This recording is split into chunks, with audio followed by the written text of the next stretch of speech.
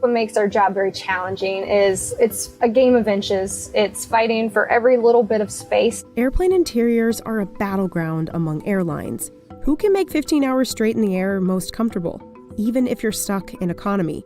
But comfort isn't the easiest to come by flying in a metal tube 40,000 feet in the sky. There are challenges because you're in a very small space with a lot of people. We went on board Delta's redesigned Boeing 777 with the people whose job it is to make flying suck a little less. Delta announced the redesign of its entire 777 fleet back in 2018, and the airline finished updating the 18 planes in Singapore in early 2020. All 4 cabins underwent upgrades. When that 777 comes in, it has a very old interior, so they rip it all out and they install everything new. There is thousands of hours of engineering that has to be done to install all that equipment and develop the interface diagrams, develop the certification documentation. While Delta has announced it will retire the Boeing 777 fleet, its facelift can still give us a look into how designers maximize limited space on a plane.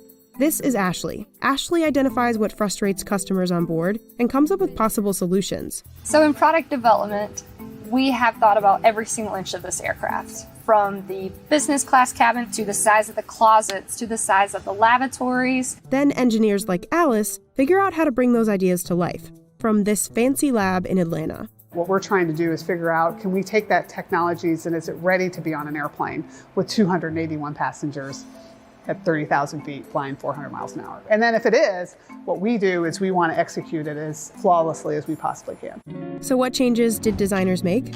We'll start with business class. This whole seat has memory foam cushioning in it. It's designed to be like a mattress, basically. For us, it's all about picking very careful, sustainable, non-flammable materials, but also making sure they're comfortable as well. We also have all of our controls for the seat here. What we really work on is also building spatial mock-ups to really determine that every passenger of all sizes is comfortable in the space here. And if not, then we'll work to adjust. Can we adjust the console size to make it smaller or bigger and give more room here? Every suite also has a fully enclosed door. And if you're in the center seats, then you also have a privacy divider between the 2 seats. Every seat has a leg rest, footrest, got a remote control. Got my nice 13.3-inch high-definition IFE screen. That in-flight entertainment system is wireless, the first of its kind in the industry. It was developed in that fancy lab. This is our IFE lab. What we've done with wireless seatback IFE, we eliminate the Ethernet cable, and by eliminating all those cables that are running all over the airplane, we save about £1 per seat. That's about 281 pounds per aircraft. It basically equates to 1,330 metric tons of carbon emission savings per year. Alice partnered with the Georgia Tech Research Institute to create a software system in the IFE that could easily be updated with new technology. We can't set a whole airplane fleet down every 2 years and redo it all. So we have to think very innovatively. It also has to last a long time. These displays on an A220, that thing flies 8 to 12 hours a day, maybe more. It could possibly be on almost that whole time. We worry a lot about reliability as well. Back in Premium Select, beyond the TV, there's also plugs and USB ports, and a couple other tricks to designing within the small space. So every seat also has a very large tray table. These seats are so far apart that to put a tray table here, you would really be reaching. So we put the tray table in the arm. The back of the seat's also grooved out to still give you those extra inches there in your knee space.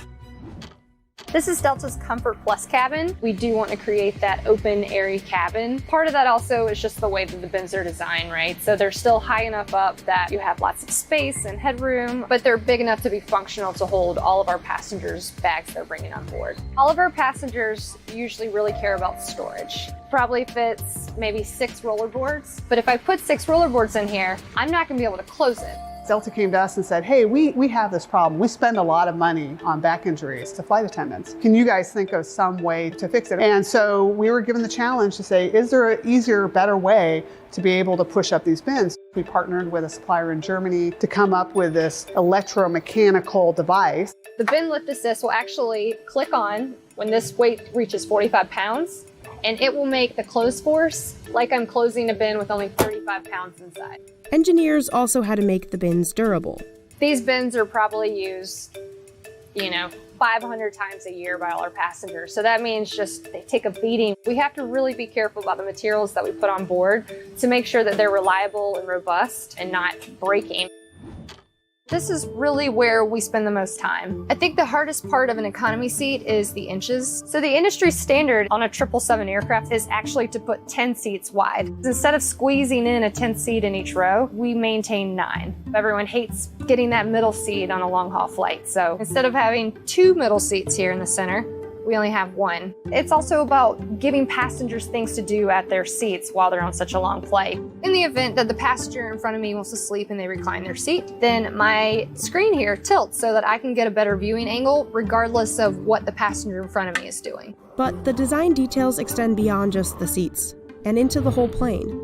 They added more space in front of the lavatories for people to line up. Making sure the aisles are wide enough so that customers can easily get their bags up and down. The flight attendants can also easily push the carts up and down. They also tweaked the lighting system. Our full spectrum LED lighting has 7 different lighting scenarios. So for your meal setting, you're gonna have a nice warm orange-red color that is supposed to stimulate hunger. We also have a sunset setting, which is a couple minutes of transition, which actually replicates the sunset on board, and then it takes you to night mode.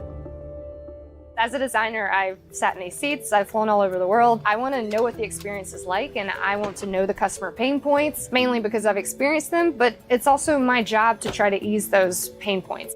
But making any changes to a fleet, big or small, takes years. We haven't even talked about certification yet. Every single seat that you sit in has been thoroughly tested to withstand an accident if that were to ever happen. Every single piece on here is built with all those certifications and testing before it ever goes on board. Ashley said the 777 redesign took 3.5 years. And I would say at least 20 different teams at Delta all working together. We came and we tested it. We had some flight attendants come in and try it out. We did the certification, the installation, and all the engineering so we could put it on the airplane, make sure it was safe, and flew it away.